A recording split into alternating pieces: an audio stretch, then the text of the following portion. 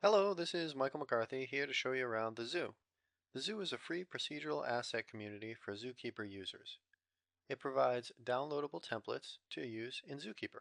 The zoo is similar in concept to other material sharing sites you might be familiar with around the web. While Zookeeper can make many complex material templates, it can also make templates for all other facets of 3ds Max.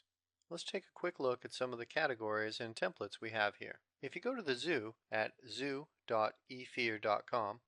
you'll be presented with this page where you'll see categories for materials, textures, rigs, effects, and environments.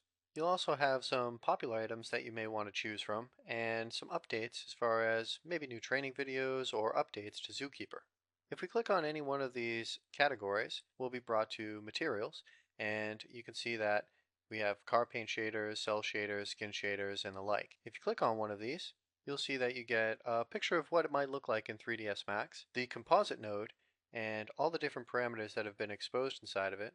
And over to the right here, we have a little description as well as a node layout of how this shader was set up. If we just go back to the main page, you can see that we have the same thing set up for rigs. So if we go into this camera shake rig, you can see a pretty easy setup for a layered camera shake and the output amounts. So, shake amount and sway amount. Another good way to find different templates on the site is to use this search bar. So if we search for something like skin, you'll find the skin shader, and you can take a look at the type of skin shader it is, all the different outputs it has, and the different node layouts that it has. If you log in, you can rate any one of these, as well as leave comments. If you have comments or if you really like something, you can tell us. Now, how can we get these things into 3ds Max? Well, it's actually very easy. So let's go over to 3ds Max, and you can see I have a basic scene here with a couple of primitives. So what we might want to do is have a nice lighting setup for this. I'm going to go back over to the zoo and go into environment and choose this dome light setup. So to get this into Zookeeper, you can see that there's this little text that says drag into Zookeeper.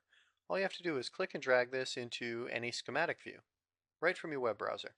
You'll get a little dialog at the bottom which will show you that it's loading, and once it's saved you'll see that you'll have your template here in the schematic view with all of its different exposed parameters, and it will also be saved in your composite templates. So this is saved as a file on your hard drive, and anytime you launch Zookeeper now you'll have this, so you can just drag it out if you want to use this as a tool later. Let's just take a look at the lighting setup that we get with it.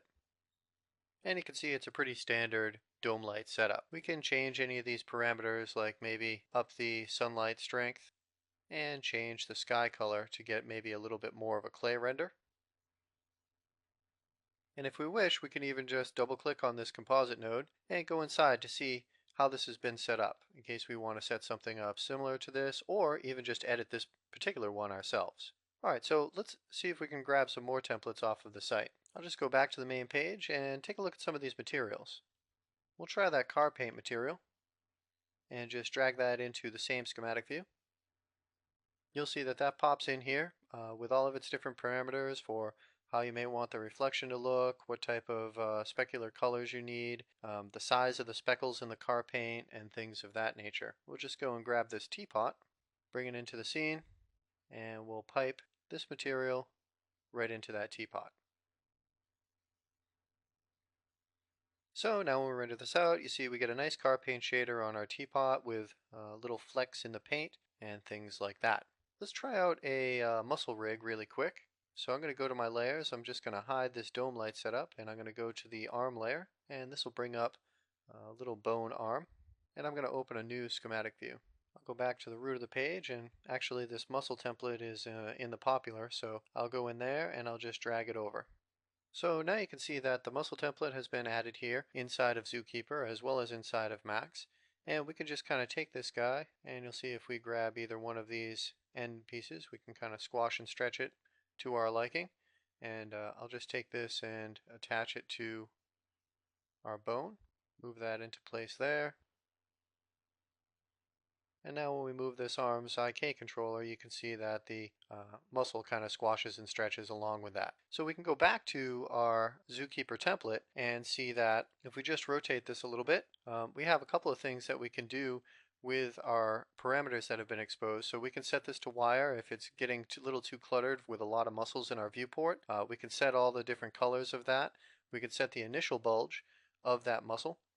And we can also set a little flat bulge if we want it to be flat on one side or another. So if I just kind of turn this to the side, you'll see that that gets flat that way.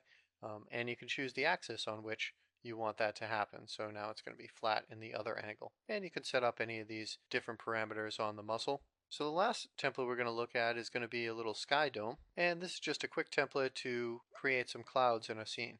We'll go back to the main page, go to environments and click on sky dome and just drag this over.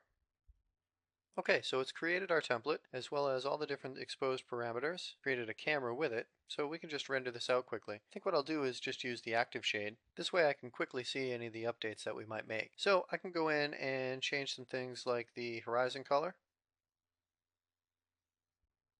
Maybe make the sun color a little more red, and we'll deepen the overall sky color. We can also up the cloud size to be a little larger and more wispy. If we want to change these from turbulent to fractal, we can. And even set some sort of cloud animation here. So if we want to set the cloud animation to a phase of 1 or 2, then you can see that it'll update there.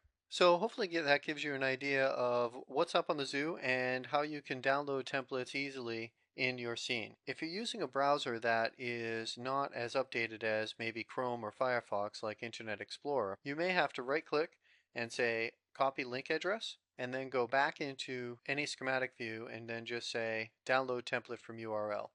You can paste the URL in here and that template will be downloaded for you. I hope you enjoyed this video and are now ready to download some templates into Zookeeper and play around with them and see what you can come up with. You'll be seeing many more templates uploaded here very frequently. Thank you very much.